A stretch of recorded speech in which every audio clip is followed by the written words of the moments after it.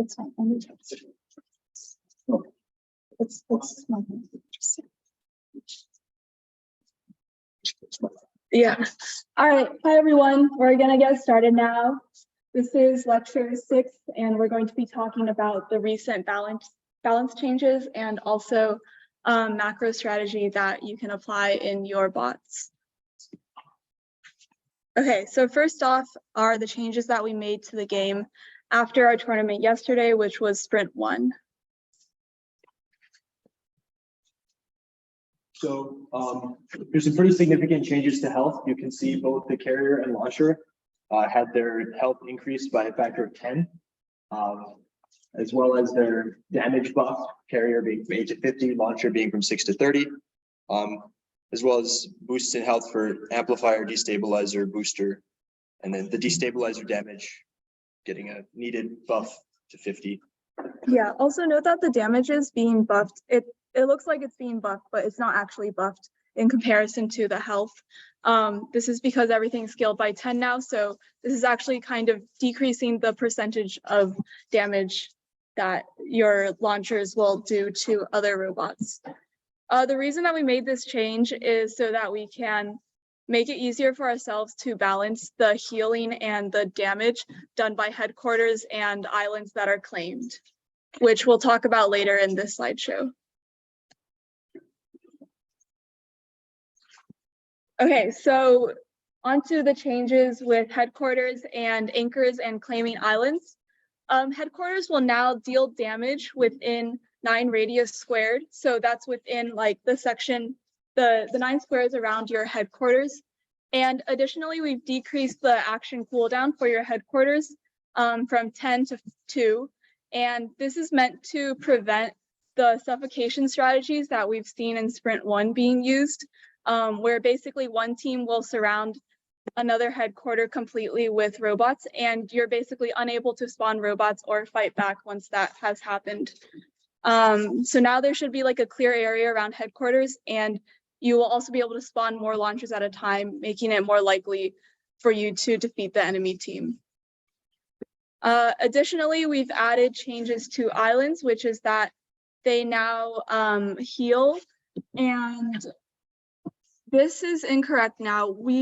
We're pushing a hotfix right now where this is now 1 health per 1 round for a normal anchor on an island.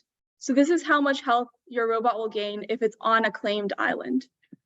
And I believe this has also been tripled. So this is now also 2 health. It's 2 health for 1 round, 1 turn.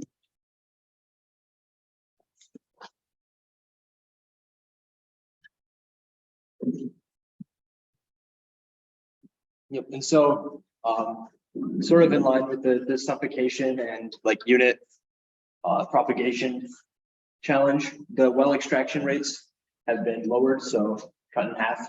And yeah, just to reduce the number of robots on the screen. That's end game, I guess. It's not, it's sort of representative of the problem, I guess, too many robots. Yeah. Okay, and then some additional miscellaneous changes. We've actually increased bytecode costs. Increased bytecode limits. And we've also lowered the bytecode cost for some functions, which you can find in the changelog on the specs. And they're at the bottom of the specs, the changelog. We've also made building amplifiers slightly cheaper. They used to cost 40 of the 2 like basic resources, and now they cost 30 of each of the 2 basic resources. And yeah, we already talked about the reduced action cooldown for headquarters, but we've also reduced the action cooldown for carriers. And like we said before, the headquarter reduced action cooldown will allow you to build more robots at a time. And yeah, hotfixes that have now been pushed, have they been pushed? Okay, the release is in progress for these hotfixes, but basically we've increased island healing from the original changed amount. And we've also increased the headquarter passive resource gain. So this should make it even easier for you to fight back against basically like a lot of launchers around your headquarters.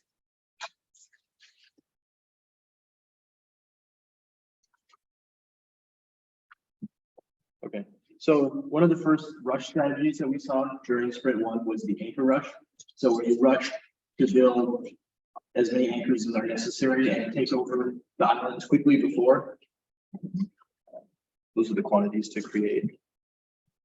Yeah, and in sprint, it didn't seem like many teams were using anchors as like an early game strategy, but this is something that we would be interested in seeing in future games. Like instead of having fighting being the main strategy in order to win, perhaps you can consider rushing anchors instead. Additionally, one sad thing that we saw in sprint was some teams wouldn't place down anchors at all. And this meant that even if their robots covered the whole screen, they would still lose on tiebreak because we tiebreak on mana and then adamantium after anchors.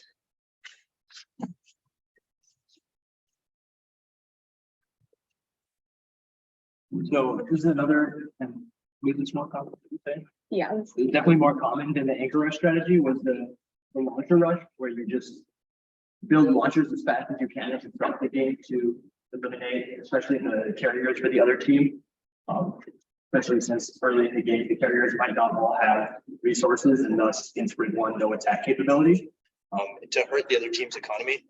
And you can kind of see in this match right here, I believe like within 10 rounds from this screenshot, red had completely wiped over the, completely controlled the map. And you can see at the top, red has launchers, blue has only carriers.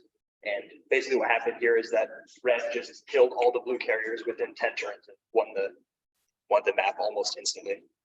Yeah, this was in the final round between Super Cow Powers and Producing Perfection. Actually in this round, blue team won because red team did not place down an anchor at all and they had more resources.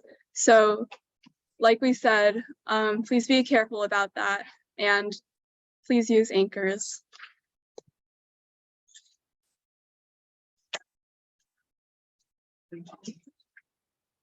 All right, so talking about some more long-term strategies, like we've said, in sprint 1, we've seen a strategy where basically you surround enemy headquarters with launchers so that anything that's spawned by the headquarters can't really get out to resources and can't really get out to the islands. So we've seen that this is a very effective strategy. Additionally, a strategy that we haven't really seen is like saving up your resources to create an elixir well. And then using the elixir well to build destabilizers and boosters. And this might be a later game action, but we think that it could have a lot of potential because destabilizers do a lot of like area of effect damage. I think that's what AoE stands for, but yeah. So consider using those as well.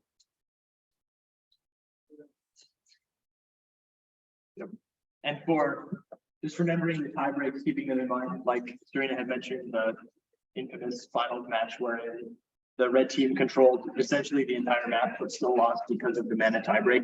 So yeah, the anchors play slow with the first tie break. So like even if you have unit on every possible square, you can still lose. So it's very important to at least like make one anchor or a couple and capture some islands because otherwise that would be kind of awkward. Yeah. Oh, not okay.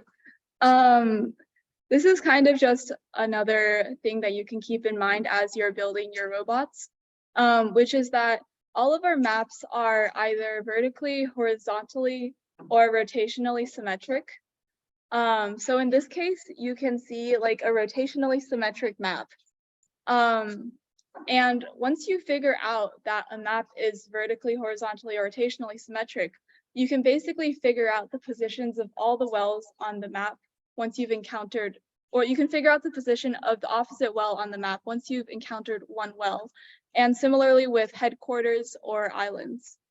So yeah, these are just some simple formulas that you can use for like a rotationally symmetric map.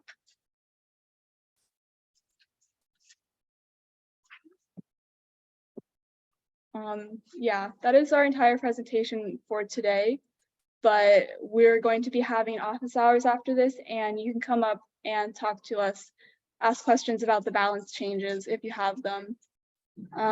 Yeah. Thank you all for coming.